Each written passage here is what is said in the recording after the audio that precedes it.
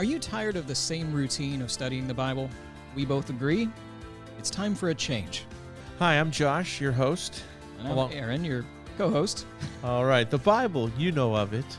We know of it. But how deeply do we understand it? Today, we're going to be taking a look into Ruth, chapter 1, and then we'll see. Yeah, we might have a treat for you guys. We started with chapter 1, and then we just kept reading and studying and reading and studying. And we got a surprise. So stick with us. If you want to use the same tools that we do, we use Logos, which is available at logos.com. That's Logos. And we read from the following translations: God's Word, New American Standard Bible, New International Version, and the New English Translation. And specifically, the New American Standard Bible is the 1995 version, correct? That's what you that's what this one generally is. have. So. Yeah, and that's what I almost always have up. Wanted to thank some of the followers, actually. You guys have been fantastic. Specifically, we had a question out, like, what's your favorite passage or your favorite go-to? And Anna came through and gave us some answers, which was really awesome. I'll read it on the air next time. Wasn't really prepped for that. We didn't really go over that in the unlive pre-show. So I didn't want to drop that on you, Josh, too quick. But okay. It was in the back of my mind. It just didn't come out my face. Anyway. Coming out of your face is usually pretty important. Generally speaking, yeah. Communication is key. So anyway, Ruth, right? Yeah. Last time we were live and last time we spoke to you guys, we had randomly pulled the book of Ruth, and there's a lot, like I said and like Josh said, there's a lot to unpack in Ruth, and it's very difficult to really understand just from a little bit of the chapter that we read. I believe you made it all the way through chapter 1, right? Yeah, there just didn't seem to be a good stopping point before we got to the end of chapter 1. Yeah. But I kind of like it because it kind of tells the story of Naomi here in the beginning, setting it up. Yeah. So it's really cool. I guess we'll go right into the slides that we have prepared. I think you're gonna like it, but do you want to start with the chapter reading first? I think we. Okay. You want me to read the whole chapter again? I think you were wanting to, so I think we should. All right. We'll go into Logos. All right. So Ruth chapter 1. Now it came about in the days when the judges governed, that there was a famine in the land, and a certain man of Bethlehem in Judah went to sojourn in the land of Moab with his wife and his 2 sons. The name of the man was Elimelech, and the name of his wife Naomi, and the names of his 2 sons were Mahlon and Chilion, Ephrathites of Bethlehem in Judah. Now they entered the land of Moab and remained there. Then Elimelech, Naomi's husband, died, and she was left with her 2 sons. They took for themselves Moabite women as wives, and the name of the one was Orpah, and the name of the other was Ruth. And they lived there about 10 years. Then both Mahlon and Chilion also died, and the woman was bereft of her 2 children and her husband. Then she arose with her daughters-in-law that she might return to the land of Moab, for she had heard in the land of Moab that the Lord had visited his people in giving them food. So she departed from the place where she was, and her 2 daughter-in-laws with her, and they went on the way to return to the land of Judah. And Naomi said to her 2 daughter-in-laws, Go, return each of you to her mother's house. May the Lord deal kindly with you, as you have dealt with the dead and with me. May the Lord grant that you may find rest, each in the house of her husband. Then she kissed them, and they lifted up their voices and wept. And they said to her, No, but we will surely return with you to your people. But Naomi said, Return, my daughters. Why should you go with me? Have I yet sons in my womb, that they may be your husbands? Return, my daughters, go, for I am too old to have a husband. If I said I have hope, if I should even have a husband tonight and also bear sons, would you therefore wait until they were grown? Would you therefore refrain from marrying? No, my daughters, for it is harder for me than for you, for the hand of the Lord has gone forth against me. And they lifted up their voices and wept again. And Orpah kissed her mother-in-law, but Ruth clung to her. Then she said, Behold, your sister-in-law has gone back to her people and her gods. Return after your sister-in-law. But Ruth said, Do not urge me to leave or to turn back from following you, for where you go, I will go, and where you lodge, I will lodge. Your people shall be my people, and your God my God. Where you die, I will die, and there I will be buried. Thus may the Lord do to me, and worse, if anything but death parts you from me. When she saw that she was determined to go with her, she said no more to her. So they both went until they came to Bethlehem. And when they had come to Bethlehem, all the city was stirred because of them. And the women said, Is this Naomi? She said to them, Do not call me Naomi. Call me Mara, for the Almighty has dealt very bitterly with me. I went out full, but the Lord has brought me back empty.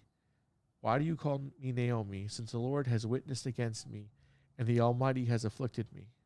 So Naomi returned, and with her Ruth the Moabitess, her daughter-in-law, who returned from the land of Moab, and they came to Bethlehem at the beginning of the barley harvest.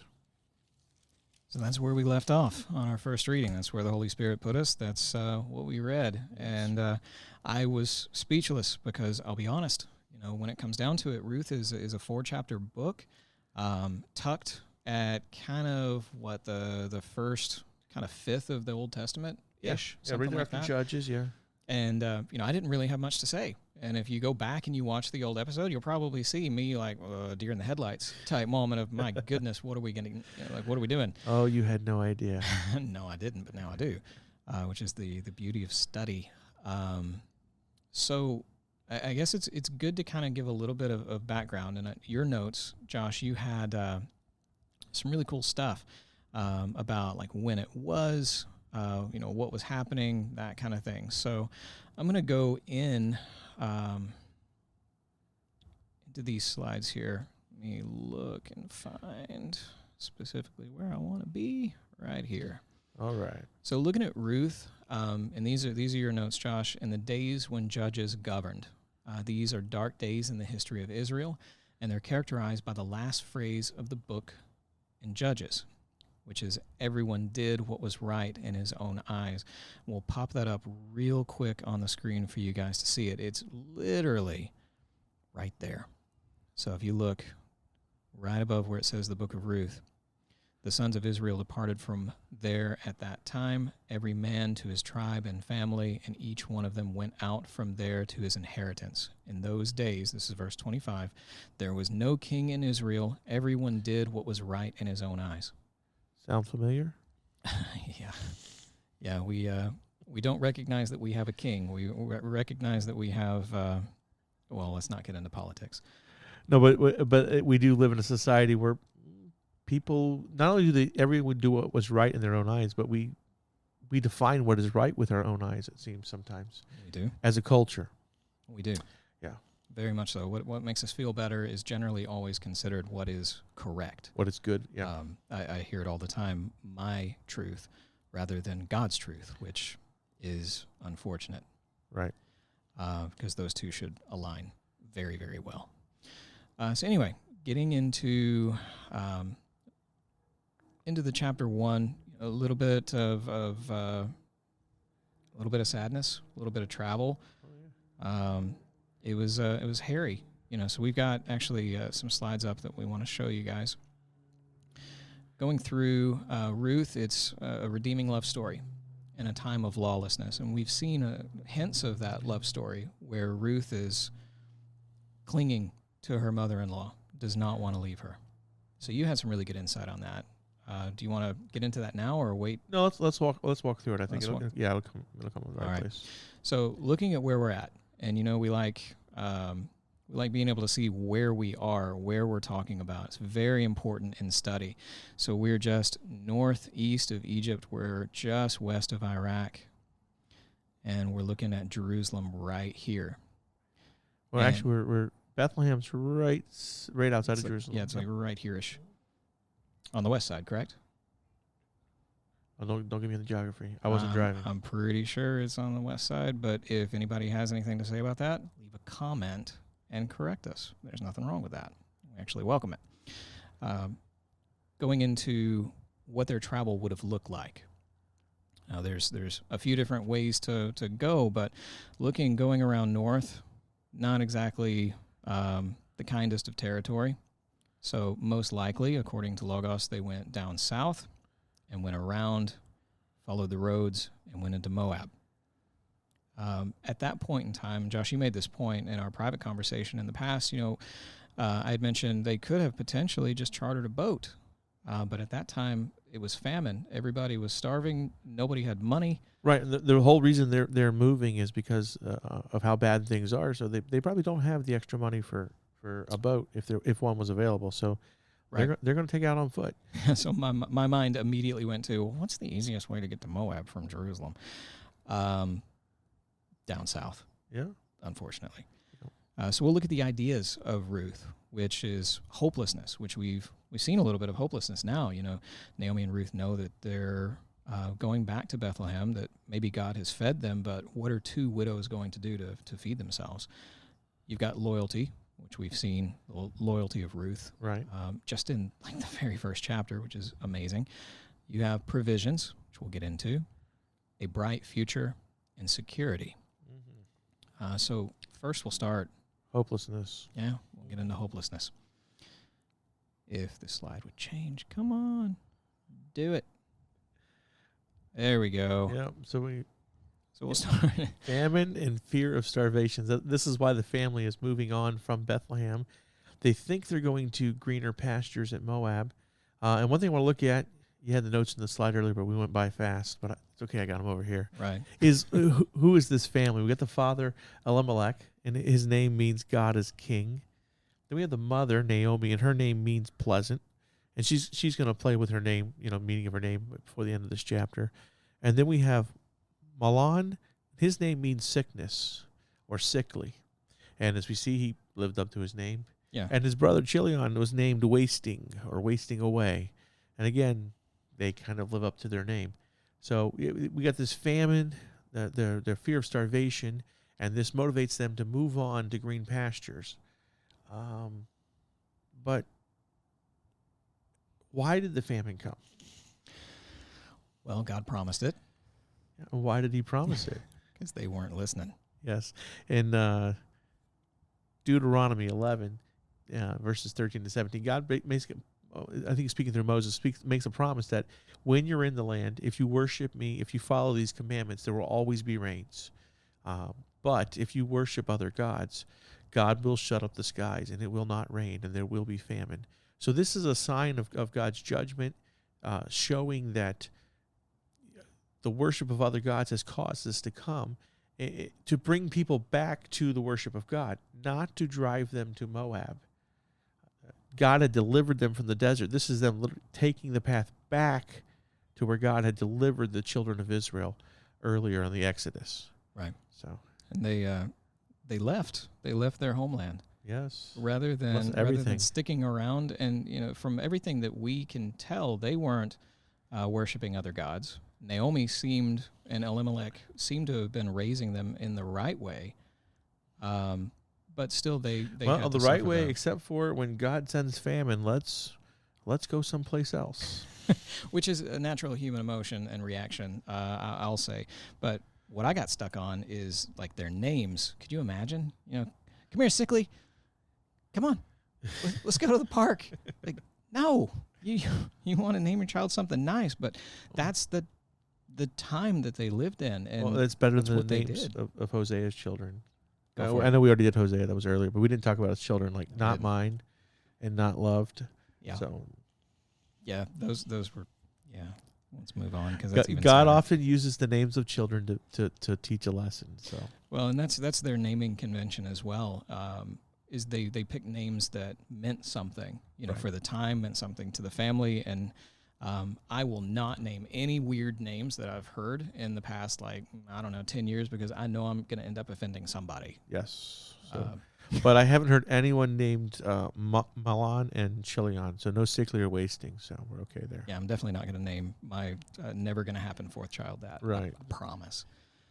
Anyway, moving on. Yes. We're going to go back into slides. And so they're far from home. Yes. They've traveled. I looked at maps, and it's 50 miles direct east if you were to fly. Yeah, that's if you took your boat path and you could just walk straight across mountains, yes. Yeah. But it's going to take a lot longer than that to get there. And Naomi, and this is another thing that really stood out to me, is Ruth was clinging on to her because Ruth knows if Naomi's going back to Bethlehem and she's doing it alone. Well, I will say the walk to Moab was a lot better than the walk back. Every way Because it was mostly downhill on the way to Moab and mostly uphill on the way back. Yeah, they didn't have bicycles as far as we know. Yeah. We're looking at death and loss. This is much more serious. Naomi had experienced a lot of loss, even beyond what Ruth and Orpah had. We'll cover that. Right, and in the scripture, it appears that Elimelech dies before the boys are married.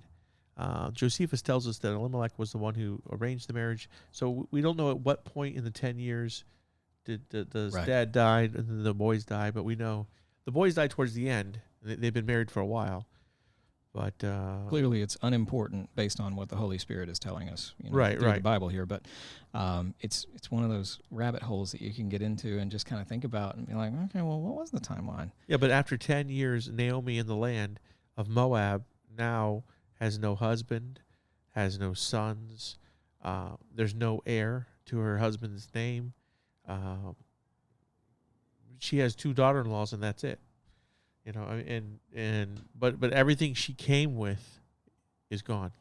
Yeah, except ultimately her faith seems to be wavering a little bit, but she also doesn't give up on God and teaching her family, her daughters-in-law, about God, Right. as is evident where Ruth is saying, "My God will be your God." Well, how did Ruth, a Moabitess, learn intimately about God enough to say, I will follow your God now? At least some representation of faith was shown from Naomi for Ruth. Well, I think as we walk through this, the chapter 1, we're going to see the faith of Naomi as she goes through this tragedy, not dwindling, but growing. Mm-hmm. Even though things look bleak and things, it seems to bring back a return to her faith. That the walking to Moab kind of seemed like a turning their back on God, and we'll find better places rather than the promised land. And her coming back to that promised land, even if she comes back bitter, even if she comes back childless and lost everything, it seems that her faith is still intact. Right. Even though both of them, all 3 of them, ultimately are experiencing a massive amount of loneliness. They don't have Naomi doesn't have her friends, but over the course of 10 years in a different city, you're going to make new friends. And at the same time, your daughters-in-law, they're going to have their own family friends. So, but they're still lonely. They don't have their husbands anymore, and they don't really have anywhere to turn until Naomi hears about God feeding his people. Yeah. So had God forgotten? And the answer was no. In verse 6, she arose with 2 daughter-in-laws that she might return from the land of Moab, for she had heard in the land of Moab the Lord had visited his people. Visited. Giving them food. Yeah, so God had not forgotten. It appears the famine had done its job. The people had turned back to worshiping God, and God was now blessing his people in their land again. And it's really important, too, and you pointed this out before we hit the live button. It's important to look at the word visited and understand it.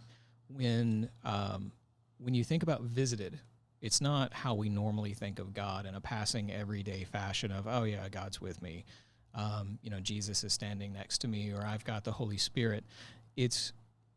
They really treated God as if he was physically present with them, which is right there in the book. Right. And it's the truth. And it gives you a better outlook. The more that you pray over it, the more that you study on it and think about just that one little word it resonates through your entire body and mind of he is here. Because the text could easily have said he blessed his people and sent them food, or he blessed his people with the rain and the harvest was good. Because he had in the past. Right, but it seemed like you said there was a physical presence of God with his people when he blessed them.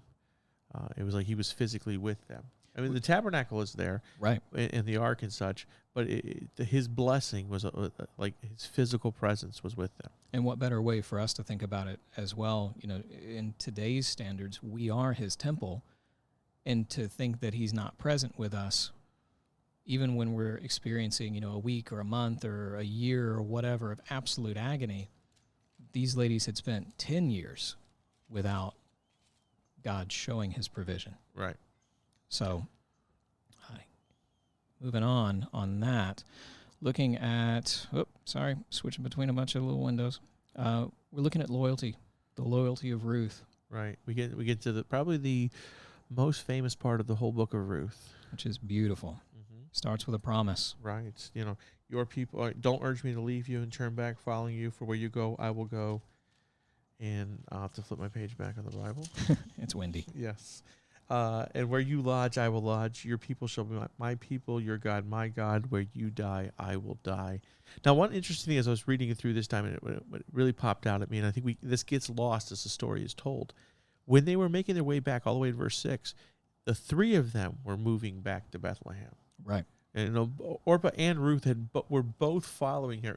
Ruth gets all the credit, but at the beginning, the plan was for all three of them to move back. They were a family unit, and they were moving back as a family unit. And they were having a very intimate moment. They were all crying, you know, very, very upset because they knew what was ahead of them. Well, that's when Naomi tells them, go back. And then Yeah. they start crying and falling down, and no, we're not going to do it. Right. We're going to follow you. She says it the second time.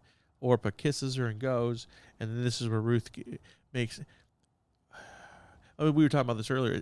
I don't think it was Ruth was making a promise. I think Ruth was reiterating the promise she had made. Just because you release me from this responsibility as your daughter-in-law, as part of your family, just because you're telling me to do what is wise in the eyes of the world, no, I made a vow before God, and I'm going to keep it. Right, right. And it's really important not to put Orpah in a bad light, but to study on what she did and what her decision was. And we see that a lot of times where we try to be like Ruth, but we end up more like Orpah, where we feel that we can do it alone or we can do it without God. And that's, to me, in reading this and studying on this and praying on this, it came to me that Orpah is almost like the people that say, I can do it without God. I'll be just fine without. And we don't know anything more about Orpah. She's not mentioned anywhere else, as far as I know. In the Bible. Get right. There's some other interesting stories about her, but we don't know how truthful those are. But she just kind of goes off into nothingness. Right. As far as this story of redemption goes, Orpah's part in it is over. And that's kind of the sad part. You said we shouldn't look too down on her, but as Naomi says, she returned back to her people and her gods. So her turning back was her turning her back on Yahweh. Yeah, and don't misunderstand me in saying that Naomi is who she needed to follow for redemption. She was just a little bit of a vessel in going back to Bethlehem, going back to God. And she had a choice, which we all do, and she chose the opposite path. Fine for Orpah. And the path she chose was a path that was urged to her by a wise person in her life, and probably the most godly person she knew. It was a path that, in the eyes of the world, made the most sense. What does Naomi have to offer? There's no more sons to be had. Naomi says, may you find rest in the home of your husband. So she's encouraging the girls to go back and be remarried. Give them a blessing. Yeah. May the Lord bless you in this sense. So the decision Orpah makes is, from a worldly point of view, made most sense. And it was the counsel of a wise, godly person. But turning your back on Yahweh to worship other gods is never a wise choice. That's why they were in Moab to begin with. Of course, Orpah was already there, but whatever. So going into no longer being alone. Right. These two ladies are going to be traveling together, and they have someone to rest with and feel safe with. And they're returning home. They're going back to a land that Ruth had never visited, as far as we know. There's no indication that there was ever any travel back to Bethlehem. Yeah, there was very unlikely a Moabitess would have gone to the land of Israel. And we see when Naomi gets back, the town's excited. She'd been away for 10 years. Everyone would know. And who is this woman?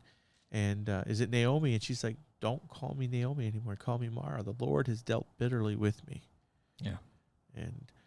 But I think what we see here is she understands that the circumstances in her life are God-fulfilling promises. When you turn your back on me, when you think, even though her life had been bitter at this point, she had lost so much. It doesn't appear she blamed God. The bitterness was God was bitter with me, and there was a reason he was bitter with me. She didn't run away from God, and now she ran back to God. Right. And brought Ruth back with her. And I would think, in her heart of hearts, in the middle of the night, she would think, had her running away from her homeland, running away from everything that she had prior been blessed with, even before the famine, was that ultimately the reason why her husband and her sons were dead? And I know as a dad, I would think that something I did caused that kind of tragedy. So getting kind of deeper into Naomi's psyche. With her saying, call me Mara, I think that line of thinking is not out of place here at all. Yeah. In line with her, what is she thinking here? That appears exactly what she's thinking, along those lines anyway. So I guess now we are at the end of chapter 1. And so yeah, chapter 1 of study, it was kind of a study in Naomi, a woman who with her husband and family runs away from God, but in the end runs back to God, realizing that the answer was in God. And as you read the book of Ruth, you're going to see God's going to richly bless her. But there's much more to the story along the way, isn't there? There very much is. And she still had a home there, which we'll see. But, we talked about just doing chapter 1, and it's really difficult to understand what Ruth is all about, why it is where it's at, what kind of promise it makes to us for our salvation until you get to maybe chapter 3. I mean, there's hints of it in chapter 2, but chapter 3 is really where it hits off of... Yeah, I think chapter 2 kind of sets up chapter 3. Yeah. Yeah, along with the story of God's provision. Yeah. So we've decided to just go ahead and cover all of Ruth, and that way we can get it behind us. And if we pull Ruth again, then that means we probably didn't cover it to the fullest extent that we needed to, and that's just the way God works. Quickly as we're going to go through it, if we pull Ruth again, I'm sure we can pull some more stuff out of it. Oh, dude. A little more in depth. I would, there's a lot. That word visited kills me. Yeah, there's a lot. So with that being said, we're going to be going into provisions. Oh, that was the word I just used, wasn't it? Oh, yeah, sneaky. It's almost, well, you didn't actually see the slide. It was hidden. No, you had the slides down, but I thought it might be provision. A big multi-screen. It's always God's provision. Yeah, exactly. So we're going to go into Logos again, and instead of reading word for word the chapters, because there's too much. There's too much. Neither of us read fast enough, and we're already almost halfway done with our hour. So we're going to be kind of running through a synopsis of what is going on, and we'll give you kind of a little bit of a cheat. I think if we read, the story breaks that have been put in here for our, personal assistance as people that read the Bible, they're all, the two ladies are now back at home, Naomi's home, and Naomi has told Ruth to go get us some food. And so we're looking at Ruth gleaning in Boaz's field. We'll talk about Boaz in a little bit. In chapter 3, we have what kind of role? Wait, hold on. You use this word glean, and you know all about it because you've been studying the book of Ruth. Yeah. What does that mean to glean? Is that rhetorical? You want me to answer? I don't know. I can answer. It would be a little much to go beyond. Yeah, answer. Yeah, please. I'll go quick. All right. So in that time, back in, what was it, Leviticus, whatever. It was a law It was a welfare law that God set up so there would be no hungry people. His people would not go hungry. So because remember, we're talking about Ruth and Naomi, who are two widows. Yep. There's no way for them to be gainfully employed. There's no way for them to put food on the table. Yep. But luckily, you look at the end of chapter 1, they came back at the beginning of the barley harvest. So they've come back right at time for harvest, Perfect. right when food's going to be ready. Which is, again, God's provision. Yeah, and the Lord is providing plenty to his food, so that it's a harvest of plenty this time. Yeah. So the law was set up, welfare law. Poor individuals, poor families, widows, they could go behind the harvesters, and the harvesters themselves were not allowed to bend down and pick up the things that they drop. Their deeper reading, and correct me if I'm wrong, there were certain areas of the field that were to be passed over. The edges, yeah. Yeah, so the edges had to be passed over, so again, the poor could come and grab food. And we even see a part of this in Jesus and his disciples at one point where they pull some grain down and start eating it on the Sabbath. And the Pharisees like to make a point because it's the Sabbath, not because they were taking grain out of a field that wasn't theirs. And it was, I wish he would have, he didn't. I wish he would have been able to just look at him and say, I am the Sabbath, because...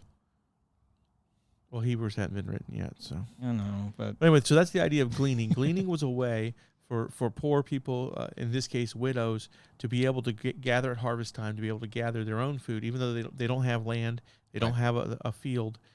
And it's the stuff that's dropped, it's the extra, it's the waste. Yep. It would be the stuff that would just fall through the cracks, but now it goes to those poor individuals. Yeah, they couldn't be harassed. They couldn't be exactly treated poorly. They were allowed. So that's what Ruth was doing. And she just so happened to end up in Boaz's field. We'll learn a little bit more about Boaz quickly, in a little bit. But Boaz is going to be a redeemer to Ruth. He's going to fulfill God's provision. I think we kind of probably just need to stop there. We're getting, that's getting a little ahead. Well, no, it says right, Naomi, at the end of chapter 3, right here, it says it. See, Naomi said to her daughter, he's one of our closest relatives. Yeah. It's kind of missing the point. You want to come back to that? I want to come back to it. Why don't you come back to the importance of it? All right, so we'll go quick. I promise. All right, so in chapter 2, they're back home. They need food. They need something to eat, and Ruth is introduced to the law of gleaning, which is a very decent chance that she already knew about it. But here we go. Naomi can't do it; she's too old, and so Ruth goes into a field and begins to glean, and just so happens that she ends up in a rich man's field, and the rich man, well, she caught his eye. Mm-hmm. She's a Moabitess, and apparently at that, Moabite women were very attractive, and so there's this really pretty lady out in the field gleaning, and Boaz asks his people to go get her, calls her over, and they have a conversation. Do you want to quickly grab a little bit of the conversation? Yes, so. It's 8, verse 8. Okay, that's... Then Boaz said to Ruth, listen carefully, my daughter. Do not go to glean in another field. Furthermore, do not go on from this one, but stay here with my maids. Let your eyes be on the field with which they reap, and go after them. Indeed, I have commanded the servants not to touch you. When you are thirsty, go to the water jars and drink from where the servants draw. Yeah. And then, she obviously is... And she wants to know, why have I found favor in your sight that you're bowing, or why have I found that you should take notice of me since I am a foreigner? And he replied to her, all that you have done for your mother-in-law after the death of your husband has been fully reported to me, and how you left your father and your mother in the land of your birth and came to a people that you did not previously know. May the Lord reward your work and your wages be full from the Lord, the God of Israel, under whose wings you have come to seek refuge. Beautiful. Yep. That is a blessing and a promise. So Ruth is just like surrounded by blessings and promises. Like, she's a real lucky lady. Right. And I think it's here Boaz it recognizes that you left your land, you left your people to come here, and may God bless you for that. You've treated Naomi properly. You're taking care of her, and may God bless you. And Boaz here sees himself as a conduit to be God's blessing to Ruth in honor of what she's doing, in honor of how she's honoring God. He turns around and wants to honor her. Right. But the story has much more than that. Very much. Switch back over. Looking at, let's see, 14, verse 14. At mealtime, Boaz said to her, "Come here that you may eat of the bread and dip your piece of bread in the vinegar." So she sat beside the reapers, and he served her roasted grain, and she ate and was satisfied and had some left. When she rose to glean, Boaz commanded his servants, saying, "Let her glean even among the sheaves, and do not insult her." Even among the sheaves, the stuff that they've gathered, she's okay to take a little bit of. Mm-hmm. Also, you shall purposely pull out for her some grain for the bundles and leave it that she may glean, and do not rebuke her. Quite literally telling his people, give this woman whatever she needs. So she gleaned in the field until evening. Then she beat out what she had gleaned, and it was about an ephah of barley. Now, ephah, it's a dry volume equivalent of a bath. Well, Josh, what's a bath? Literally, Yeah. we don't really know. It's not a dry. Baths aren't dry, are they? No, and our bath is, not big. So I don't know. I mean, one woman carrying that, I'm sure somebody out there knows. I looked it up. It was very difficult to find a unit of conversion that would answer that question reasonably. But let's just say that she was able to carry it. Yeah, she was able to carry it, but it seems to be when Naomi sees it, she's kind of surprised about how much she got from gleaning. Yeah, because she knows she's only out there to glean. Like, they're going to be eating pretty leanly, not to put a funny on it, but she knows she's probably not going to be coming back with a lot. And Naomi was, like you said, surprised, overjoyed. She puts a blessing on Boaz and tells Ruth that he's our relative. He's one of our closest relatives, which doesn't really mean anything to us or Ruth at this point. That's going to be delivered in chapter 3. Naomi, her mother-in-law, said to her, "My daughter, shall I not seek security for you, that it may be well with you? Now is not Boaz our kinsman, and whose maids you were, or with whose maids you were? Behold, he winnows barley at the threshing floor tonight." Let's quickly stop. You want to go over winnowing? Sure. The winnowing of the grain, how that took place is you would go out to a windy place. It's a place where you would separate the chaff from the barley, the chaff being the useless parts. For all us non-farmer people, this doesn't make a whole lot of sense. But basically, when you harvest the grain, there's a part you can use, and the outer husk, it's not usable. So often you beat it with flails, and then you throw it up in the air. I remember living in Kenya, we did see this a little bit to an extent, but not to the extent we'd see here. Mostly with their maize. They beat it out and throw it up and get rid of the stuff because the grain is heavier; it'll fall back down. The chaff, and that's why you want to use a windy place, kind of like back here. This would be really good. This would be a good threshing floor. Yeah. Hopefully, you're not getting too much feedback on that one. So that was that was the winnowing. The process is now that the harvest has come in, they've gathered it. It's towards the end now. So what they're going to do is they're going to get the part that's useful and get rid of the part that's not useful, and then the chaff would be burned up. They had all kinds of other uses. Other animals, yeah. Fed to livestock. Mm-hmm. There is many sermons built after chaff and barley. Yes.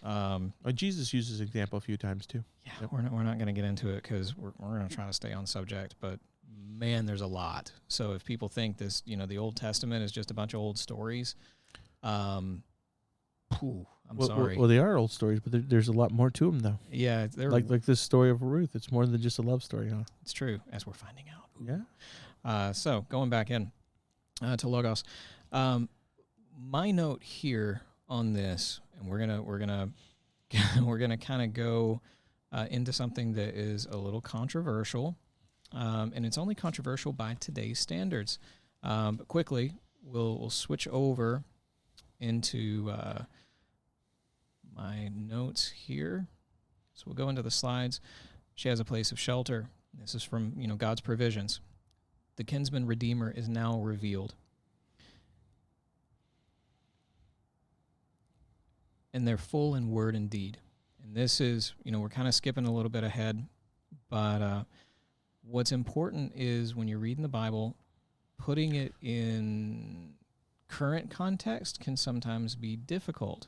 Because the Bible wasn't written in the current context. Right. And there's a lot of meaning behind everything that happens. So we'll go in and we'll just quickly read what Naomi tells Ruth to do, which is essentially wait until night after Boaz had a couple drinks and fell asleep at his massive harvest, and he was sleeping next to his harvest, probably with his head facing it, and that way he could see to it that nobody would go in and steal any of his stuff. Ruth was told to sneak in under the cover of night, making sure that nobody knew that she was there, and she was told to... Well, really it says, do not make yourself known to the man until he has finished eating and drinking. So don't let Boaz know you're there. Yeah, well... So it's not like that nobody else knows she's there, right? That's true. Okay, I'll give you that. Do not make yourself known to the man until he has finished eating and drinking. All right, so in other words, Naomi 3. wants him to fall asleep first. Right. So when Boaz, skipping over to verse 7, when Boaz had eaten and drunk and his heart was merry, he went to lie down at the end of the heap of grain, and she came secretly and uncovered his feet and lay down. Now, 2023, that sounds... What did she uncover? Feet. Just feet. Nothing else. So it happened in the middle of the night that the man was startled and bent forward, and behold, a woman was lying at his feet. And of course, he was startled. To me, there's two different ways that this can happen. If you've ever uncovered your feet in the middle of the night, there's two scenarios. One, you did it intentionally, and you're happy, or the other is like your feet are freezing and you're wondering what in the world happened. To me, it's just kind of funny. He wakes up in the middle of the night. In my mind, I'm like, man, my feet are cold. And he looks down, and there is a woman laying at your feet, which is real strange. Yeah. You have a thought. I see it. Go for it. No, it's a strange thought. It's where you go. I think you labeled this a misunderstood passage. Is a lot of people want to make a lot out of, well, feet in this culture means other. In other words, feet. She uncovered his feet. That's what she uncovered. Yeah. So, and this again, we're kind of skipping ahead because in the in the slides that we had prepared, it's important to talk about the provisions, but we also have kind of a little bit of a skip here because I personally wanted the this passage to be talked about a little bit deeper because a lot of people will go in and just misunderstand exactly what's going on, and it's not what you think it is. Well, it's the middle of the night, so it must be sexual in nature. Right, and it ain't.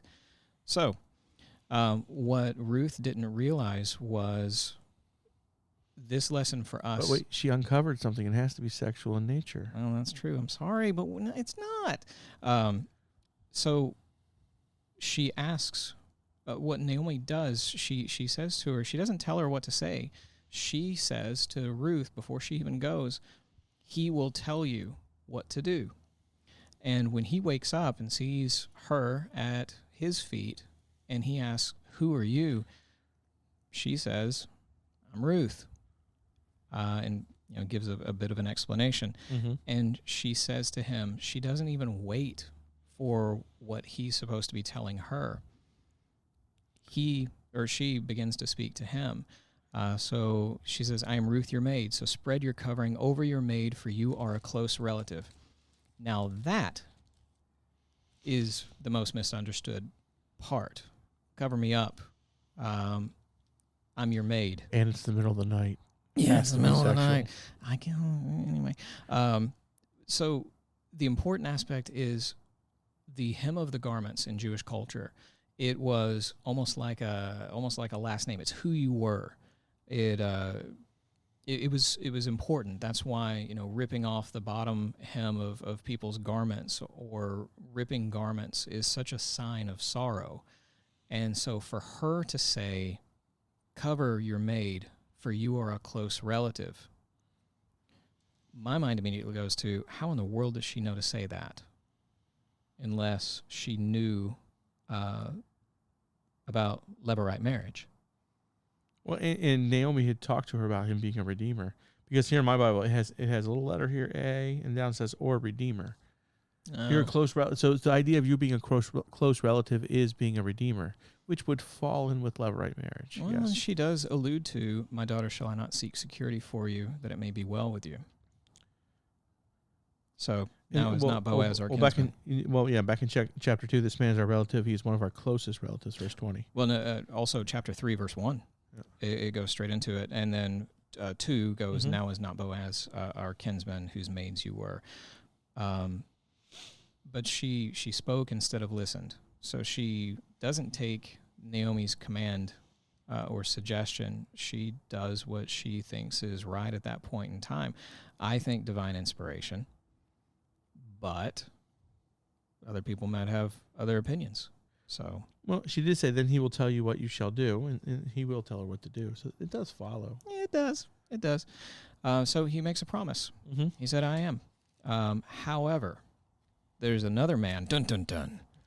there's another guy that's a little bit closer in relation than I am. And he does something really, really fun. And honestly, I feel like we're probably just going to end up getting away from these slides, because at this point in time, we're going off the rails. Because that slide is like way in the future. So let's just skip it. Okay. He gives her 6 measures of barley. And the awesome thing about the 6 measures of barley is Ruth has no idea what he's talking about. Why is this man giving me 6 measures of barley? But he says, Naomi will know what this means. And she does. So this is a sign from Boaz that he's not going to rest until he's put it to, or found a solution to redeem both of them, not just Ruth, because Naomi is a widow. She's eventually going to have to sell everything that she owns. She's going to lose her land, her home. Is that correct?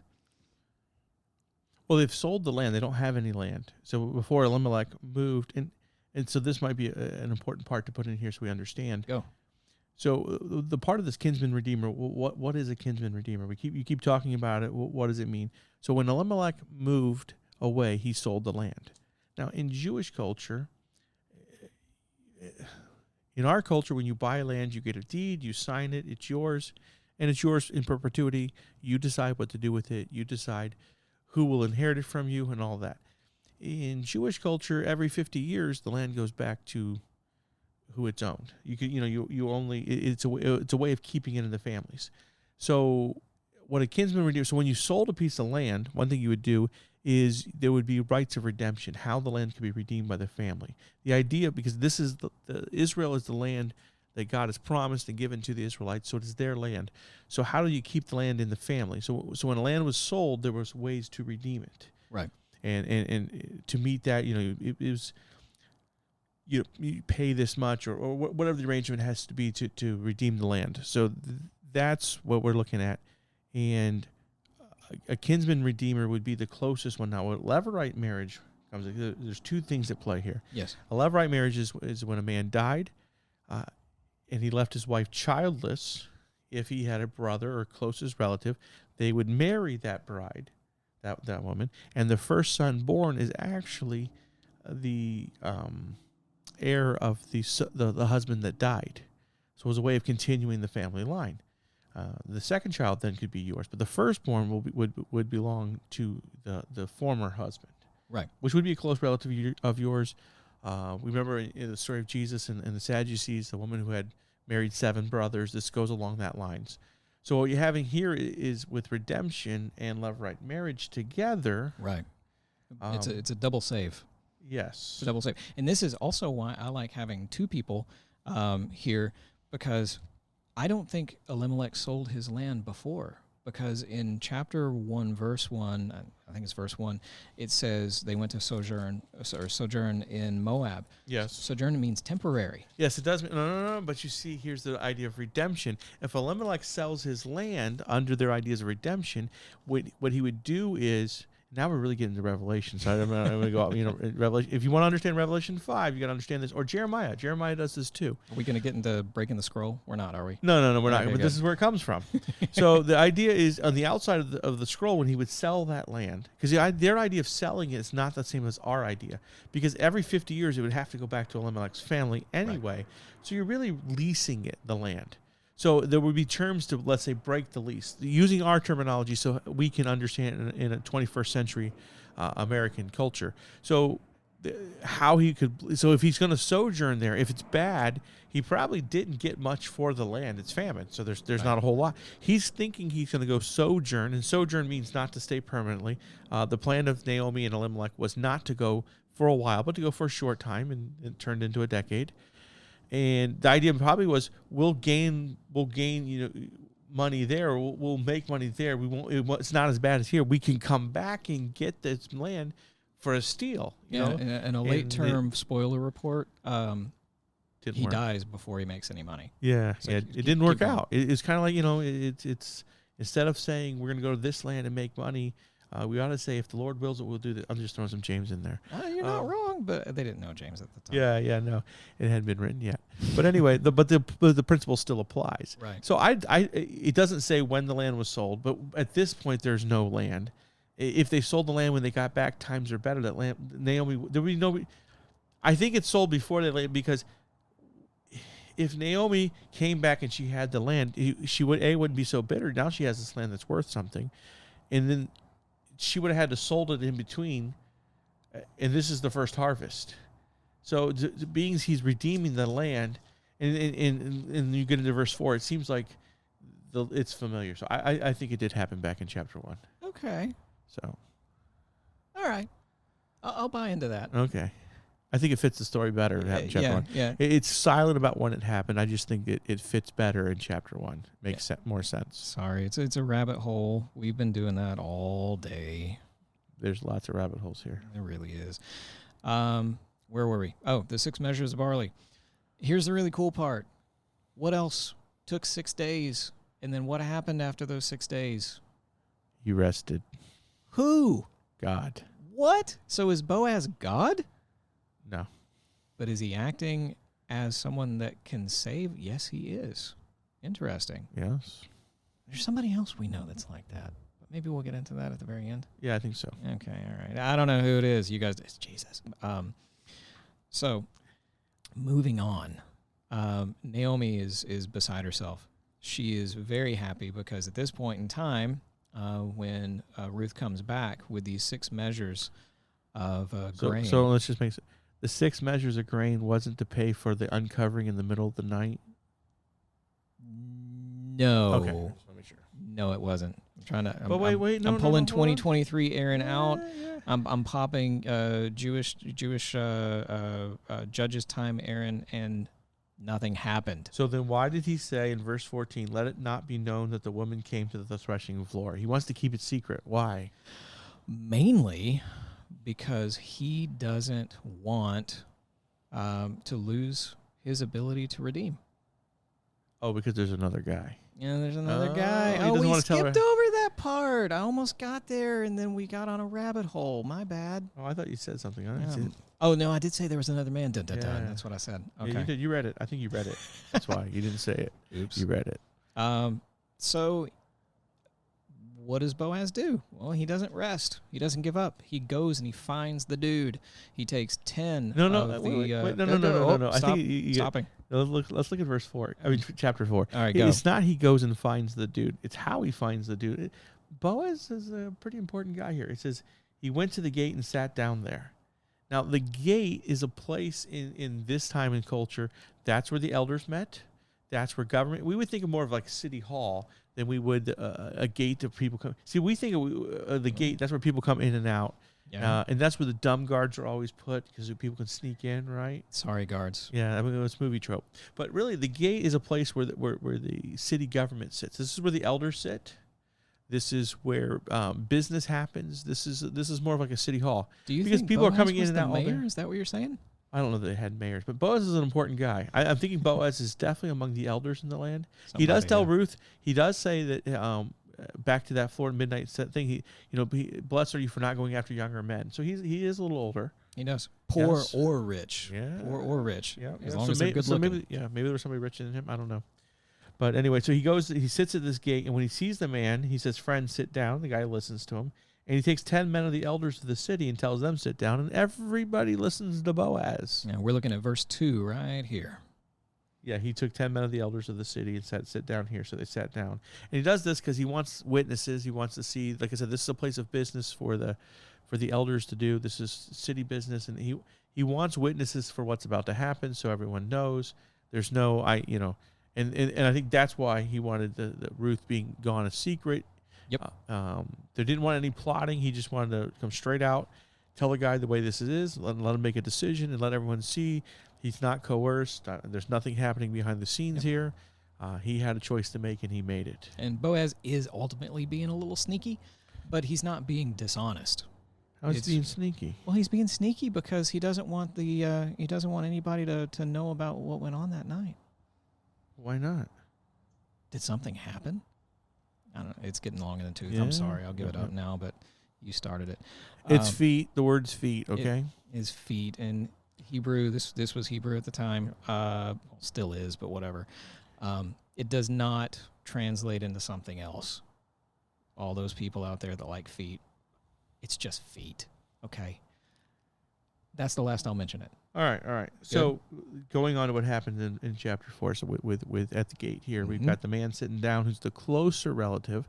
We've got 10 elders because 10, it would appear this is what needs to be done in business. When they have synagogues, there would have to be 10 men, 10 witnesses. It appears this is an important number to the Jews here. And so he says the closest relative, verse 3, Naomi, who has come back from the land of Moab, which everyone knows about, had to sell the piece of land which belonged to our brother Elimelech, and that's why you think it happened. Yeah. Oops. So I thought to inform you, saying, buy it before those who are sitting here and before the elders of my people. If you will redeem it, but if not, tell me that I may know, for there is no one but you to redeem it, and I am after you. So he's telling the guy, look, there's a choice. You're first up to redeem it. The land has been sold. It's eligible to be redeemed. And the guy's like, yeah, that was a good piece of land. I'll redeem it. And then Boaz is all like, well, this is where you think he's being sneaky. Yeah. On the day you buy the field from the hand of Naomi, you must also acquire Ruth the Moabitess, the widow of the deceased, in order to raise up the name of the deceased on his inheritance. It's like ordering something awesome from Amazon and then realizing that you have to pay shipping. And it ruins the deal. Well, I mean, Boaz desired Ruth, so Ruth doesn't seem to be undesirable. No. I'm saying the guy, the closest relative, Boaz didn't want to say, oh, by the way, you also get this. He was getting him on board and then wanted to say, oh, by the way, it also has to come with this. It's a two-part deal. It's not just a redemption of land. It is also the point marriage. is you're going to redeem the land, but there is a descendant of Elimelech, son, the wife. You have to marry her so that your firstborn becomes the heir of Elimelech. Yep. So basically, Boaz is playing chess a little bit here. Right. To me. He's giving all of the information. And once he does, we see the answer in verse 6. Why can't I find verse 6? It's right in between 5 and 7. I know. There you go. The closest relative said, I cannot redeem it for myself. We don't know why. No, he says because. That's the next word, because. Oh. I would jeopardize my own inheritance. Redeem it for yourself. You may have my right of redemption, for I cannot redeem it. And we are officially out of time. All right, guys. I'm just kidding. So. And he removed his sandal. He did. Because that was the custom of the day. Oh, my goodness. Yeah, there's so much. More feet. Oh, man. See? I'm pretty sure it means sandal though. And It's sandal. The whole thing was you take off the sandal, and then the lady's supposed to spit in your face, and it's Leviticus, right? It's in Leviticus. Go read Leviticus. We'll link it, and we'll show like Levirate marriage. We'll show kinsman redeeming and all that other stuff, because it's super important to understand what these traditions are, what these rules were at the time, because they just don't really mean anything. Oh, cool, the guy took off his sandal. Why? Yeah. I don't know. Well, if you read about it, you'll know why. And it has a lot deeper meaning than just taking off your sandal. So anyway. So did Naomi get any grandchildren out of this? A couple. Oh, yeah? One in particular that was really cool. And we'll go in and slap this here. And, I mean, you'll see it right here. The line of David began here. Who's David again? That would be David, the king of Israel. So the king is back. So The Boaz, return of the king. yeah, Boaz and Ruth have a son named Obed. Obed has a son named Jesse. Jesse has a son named David, the youngest. So we see here that Naomi, she comes back. She wants to be called Mara. The Lord has dealt bitterly with her. Life hasn't been so great for her when she didn't rely on God. But now that she's put her faith in God, now that he provided a redeemer for her land and such, but she had grandchildren, and one of her great-great-grandchildren turns out to be the greatest king that Israel would ever have. And now, would have to date. That's true, yeah. Even though, yeah, he came with his own issues. But, skipping ahead into Matthew, even though it's not really necessary, but if you don't, here's the whole tying it all together in a little triple knot. This is why the book of Ruth is so important. It reignites the bloodline. It reignites the kingship. And it leads us directly to our kinsman redeemer. Yeah, I was going to say, honestly, I think even the story of Ruth and even David's a nice little footnote, but I don't think that's the reason the book of Ruth's in the Bible. Oh. No, I don't. I think you're leading to the kinsman redeemer. This whole, what is this picture of a kinsman redeemer with redeeming a Gentile woman and such? What is this a picture of? Oh, it could very much be Jews and Christians. And lead me here. What are you getting at? Well, who's the kinsman redeemer? Jesus Christ. Okay. So, and who's he redeeming? Everybody. Yes. That will believe on him. Yes. Or believe in him. And who is able to open the scroll and redeem, John says in Revelation. Chapter 5, he cries because no one's found. And weeps Jesus. bitterly. Yes. Right? Yes. So the whole book of Ruth, this whole point of Boaz and this weird kinsman redeemer, it's all a picture of Jesus. It's all a picture of the work of Jesus. Wrapped up and done. Yes. So we could have said that at the very beginning, but we didn't want to. We wanted to go through. You wanted to. I wanted to. You got to walk through bad. it. You got to walk through it to see it. You do, and that's where we got pulled. So we are over time. I apologize. So we're just going to quickly. Did we ever set a time limit? I don't remember doing that. I said that it would end around 3:30 Eastern. It's about it's an around. hour. You're pretty good. We're around. Okay. Well, it says exactly 2:30 to 3:30, but now we've wasted an additional 20 seconds. So, so you can cut it out so we can go to the next part. Yeah, probably not. Oh, that's true. Yeah, we're not done. You thought we were done? Yeah, we're audio not done. magic. No, we're not. This is not even our final form. So I'm going to pop open Cam and Logos because it is time for our newest random act of study. All right. So when you opened it last time, or I opened it last time? You opened it. I read last time. Yeah. So now I get to read. Yeah. Let's see what I can come up with. You're cheating. You're looking. I'm not. Whatever. It's fine. Go. I haven't looked in. All right. You ready? Yeah, ready. Oh, look at that. Towards the end. But I didn't get Revelation. So we're in the book of Hebrews somewhere. Somewhere in Hebrews, we'll find out when Aaron reads. Yeah, let me move this over. I'm going to type in Hebrews 10. Hebrews 1:10. Well, that's where the page begins. You have to look at a passage. See. That is the passage. That is right. I looked at and. That was where my eyes threw. But you're in the middle of the passage there. Yeah? Yeah. Are you questioning? Yep, I am.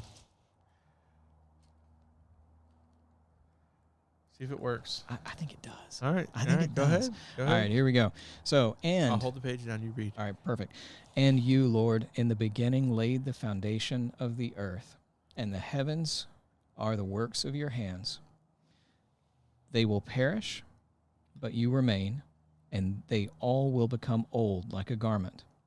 But to which of the angels has he ever said, and like a mantle you will roll them up, like a garment they will also be changed? But you are the same, and your years will not come to an end. Well, finish the chapter. Yeah? Yeah, because that's just quotes. Yeah. But to which of the angels has he ever said? See, that's you skipped. Oh, did I skip? Yeah. Oh, no. It's weird. Okay, I'm going to look on the screen instead. So, sorry, guys. I'll start back at 12. And like a mantle, you will roll them up. Like a garment, they will also be changed. But you are the same, and your years will not come to an end. But to which of the angels has he ever said, this is where I screwed up, so forget about it, sit at my right hand until I make your enemies a footstool for your feet? Are they not all ministering spirits sent out to render service for the sake of those who will inherit salvation? Ooh. Yeah. Okay. So what do you think we're talking about? Oh, man. We're talking about Jesus again. Yeah. Obviously. Oh, it's Hebrews, so that's pretty good. Yeah. Pretty good guess.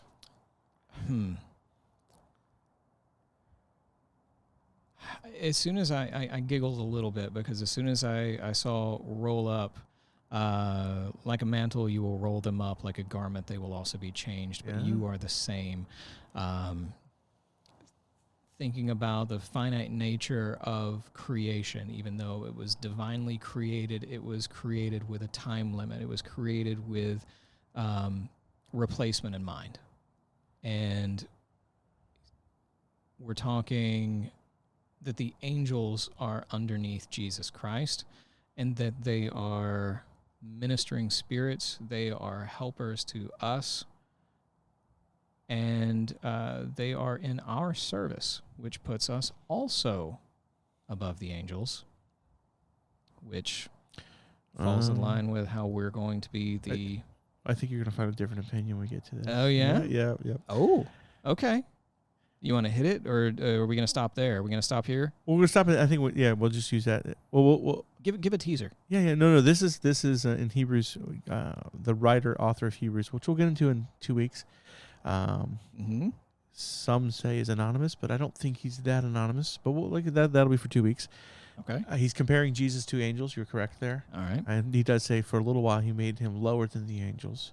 Now, we will judge angels, and there isn't a thing about that. And so he's starting his argument about Jesus being superior and better, and he starts it off with being superior to angels, and this is where you pick that up. That's why I said it's in the middle of a section. Yeah. But we can, as you see, we can find ways to draw that out into a study, no problem, next week. Yeah, or in 2 weeks, I'm sorry. Random acts of study. It's not random acts of,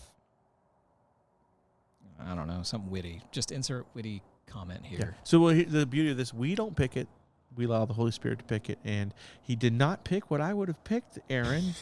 But you know what? I think we can get a really good study out of this. That is the second time you told me that, actually. I think it was Hosea. Yeah, Hosea. Yeah, when you went for Hosea, and you were going for Psalms, too. So that's the thing. When we try to find a place, we don't get it. So yeah, we got slapped pretty hard. Yeah. No, it's fun. But yeah, that pretty much wraps it up. Yes.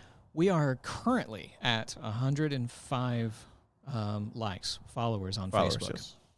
And what we want with those 105, however many of you listen to this, like, comment, share the page, do something, and get the word out. Every single person that shares. Don't think that you're too little or too small, or maybe you only have like 2 friends on there.